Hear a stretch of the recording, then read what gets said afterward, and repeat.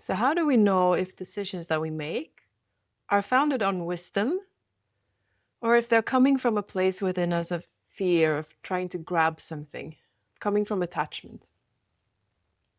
Well, there are some decisions in life that are pretty straightforward. You know, when your whole inner posture, though your whole inner way of being is pointing you to follow wisdom, from follow intuition. Well, that's pretty easy because then there's no confusion anymore, at least for me. But then there's those other times when it's not really clear. Am I doing this decision? And it doesn't have to be a big decision. It could be, should I buy a new bike? Should I go on this weekend holiday with a friend? It doesn't have to be this, should I buy this house? Any decision, basically. Is it coming from wisdom or is it coming from attachment? The thing is, we can't know. And this is one of the traps that I think I've seen myself and other people end up in as well, that when we don't know, we make no decision, as though that's the safe option. But here's what I'd like to point to. I don't think that's a safe option, because making no decision is also a decision. And that means that the opting out of making a decision can come from wisdom. I don't have enough data to make a decision. I will wait and see what emerges. Or it could be, I'm so afraid of making the wrong decision, so I'm not going to make a decision. That sounds more like fear. And fear, decisions based on fear, are ego-driven. They are attachment, actually, in their own warped way.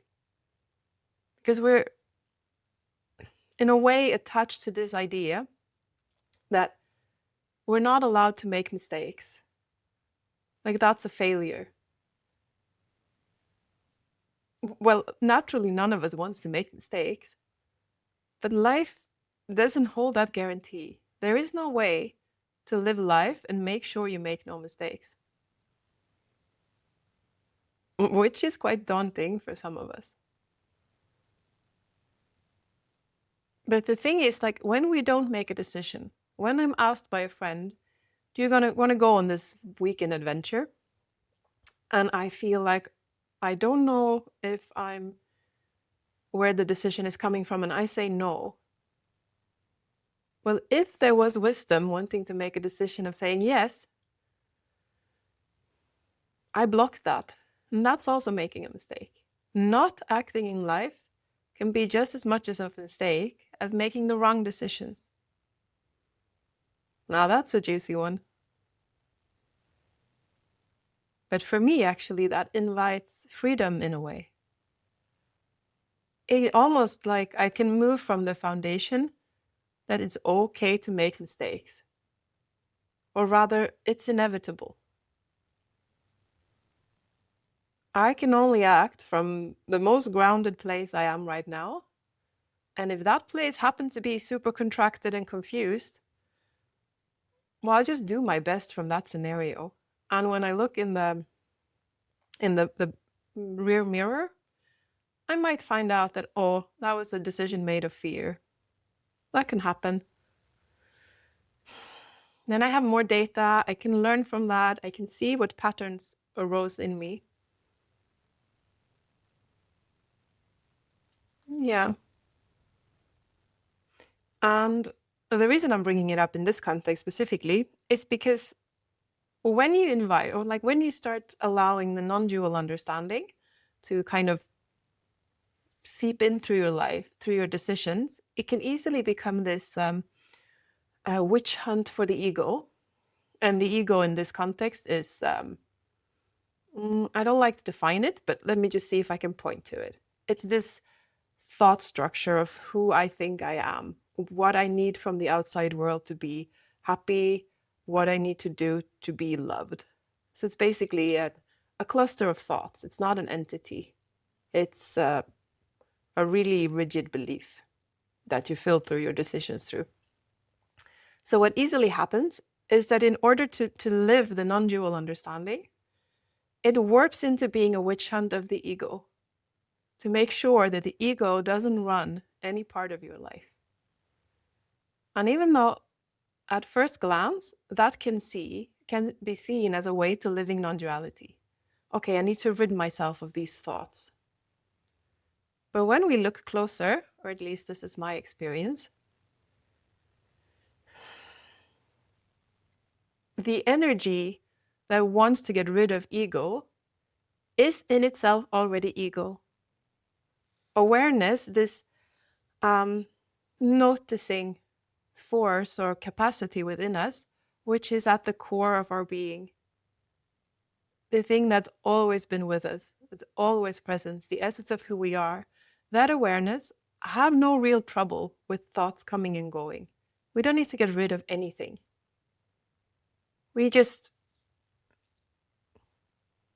need to act from truth, from love.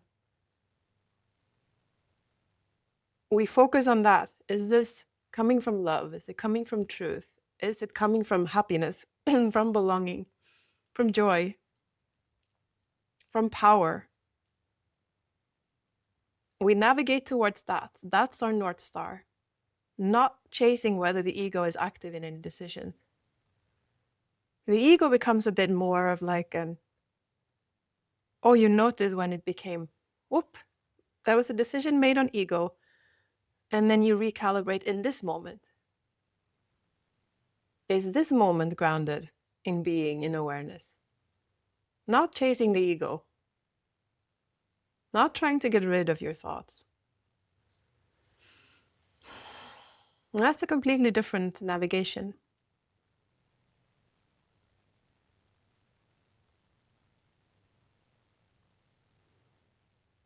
And that also means that once you notice that an ego pattern has taken over, that you made decisions from fear, you made decisions from attachment, from trying to hold on to an experience or to a person, or you did something in order to get validation from the outside to boost your own value.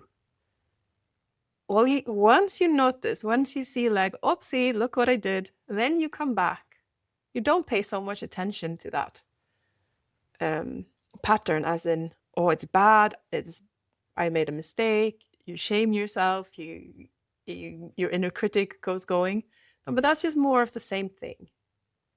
You go to your North Star, love, truth, all those essence qualities.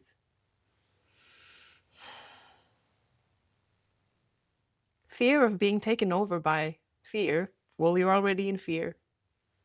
Yeah.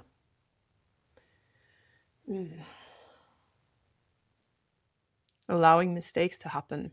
Decisions will be wrong. That's how life flows. Yes.